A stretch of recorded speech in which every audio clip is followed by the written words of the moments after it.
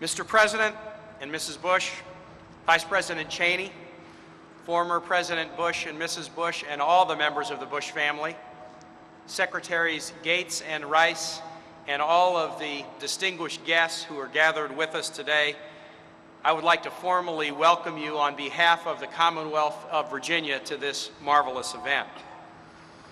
I will say a special word of welcome to my friend Mayor Paul Frame of Norfolk. For those of you who were with us at the commissioning of this ship in October of 2006, you'll remember the weather was very bad. Paul, the weather is great today, and I guess we should give you credit. Thank you very much. Furthermore, I'd like to welcome all to Norfolk and to the Norfolk Naval Base, which is the largest naval base in this world. I know this is not the first visit for most of you to this base, but it is truly a magnificent facility. It is a proud day for Virginia today as we commission the USS George HW Bush, a nuclear aircraft carrier named in honor of a great president and to honor a great American family. On behalf of the Commonwealth, I extend my heartiest congratulations to the many members of the commissioning crew, to the shipbuilding team, and to all who have worked to make this day take place. If anyone has questions about the ingenuity and dedication of American workers, they should see this ship. This ship proves that the American workers and the Virginia workers who worked at the shipyard in Newport News to build the ship are second to none. How about a round of applause for those who were responsible?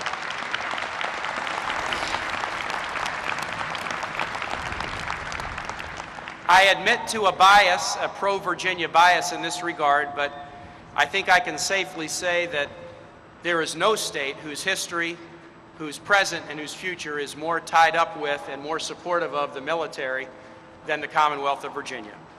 Our tens of thousands of Virginians in active service, the tens of thousands of non-Virginians who are in Virginia deployed at the numerous installations in our Commonwealth, our reserve members, the members of the Virginia Guard and Air Guard that I have the fortune to command, military families, civilian DOD employees, military contractors, and 850,000 veterans.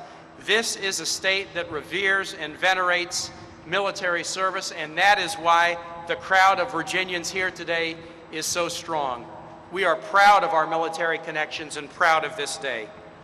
We all extend our gratitude to all who currently serve in harm's way in all of our service branches, especially on this special day with those in the Navy.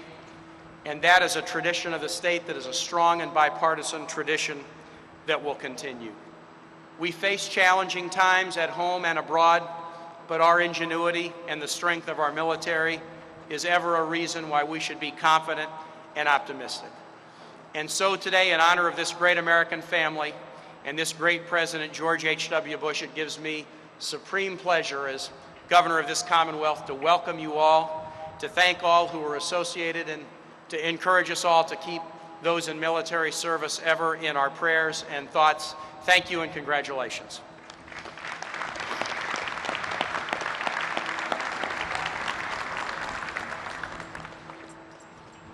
Thank you, Governor. Ladies and gentlemen, the Honorable Robert Gates, Secretary of Defense.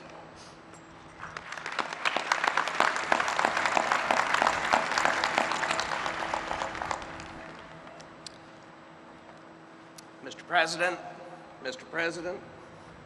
Vice President, Governor, it is a special pleasure to be here with the Bush family and so many distinguished military and civilian leaders on this historic day. There is no one more worthy of having the last Nimitz-class aircraft carrier named in his honor than our 41st President, the last of the World War II generation to serve as Commander-in-Chief. By now, everyone knows the story of a fledgling pilot so eager to serve his country when it was attacked, and so brave in the heat of battle. Less well known is that as a 17-year-old, he considered joining the Royal Canadian Air Force, He thought his enlistment would be even quicker. Just think, if history had turned out differently, this event might have taken place in Halifax Harbor, and it would be a lot colder. There is pomp and ceremony and observance of Navy tradition today, as well there should be. I'd like, however, to speak briefly about the decent and modest public servant I know. Somebody with a sense of humor about Washington and about himself. Of course, if you have a wife like Barbara Bush, his amazing partner for 64 years, you'd both better have a good sense of humor. Some of you might recall that the cartoonist Gary Trudeau made quite a good living at President Bush's expense in his cartoon strip, Doonesbury. The strip often featured 41's invisible other self, President Skippy, as an asterisk. One morning when the president had stepped out of the Oval Office, we had a photographer come in and take a picture of National Security Advisor Brent Scowcroft, Chief of Staff John Sununu, and me, all of us talking and gesturing vehemently at the president's empty chair. We later presented a large framed copy of the photo to him and inscribed it to President Skippy from the gang that knows you best. He loved it, but suddenly turned stern, jumped up out of his chair, and said the press has to know about this. He strode into the White House briefing room without any forewarning, nearly causing a press riot. He showed the startled reporters the picture, said there was clearly a conspiracy against him inside the administration, and then attributed the whole thing to his spokesman, Marlin Fitzwater, who didn't have a clue what was going on. And some of you no doubt remember, and may have been the recipients of, President Bush's nearly daily bestowal of an award to the American official who most obviously fell asleep in a meeting with the President of the United States. The first annual honoree was Brent Scowcroft. The second annual honoree, and for some reason the last, was the then Secretary of Defense. As Commander-in-Chief, President Bush had a courage and a toughness that impressed all those who worked for him. At the same time, he was and is a man of feeling, especially when men and women in uniform are concerned. Early in his administration, he came here to Norfolk to pay tribute to American crewmen who had perished aboard the USS Iowa in a tragic accident. As he spoke of the fallen, he appeared to rush his delivery, raising eyebrows among the reporters who thought he was going through the motions. But those of us close to him knew something they didn't. President Bush was so moved on that day by the sacrifice of those 47 sailors that if he had not sped to the end of his remarks, he never would have made it through them at all. He made life and death decisions as president. He thought hard about our role in the world.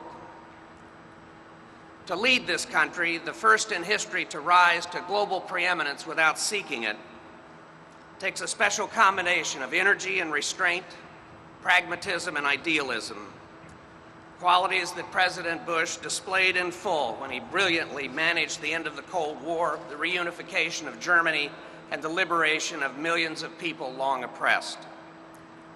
He once said that a peaceful, prosperous international order required the leadership, the power, and yes, the conscience of the United States of America.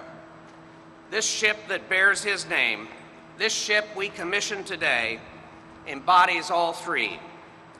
With its advanced military hardware, its sophisticated communications, and above all, its skilled and dedicated crew, it will ply the oceans to the far corners of the earth as an instrument of war when necessary, but always as a symbol of American strength and credibility.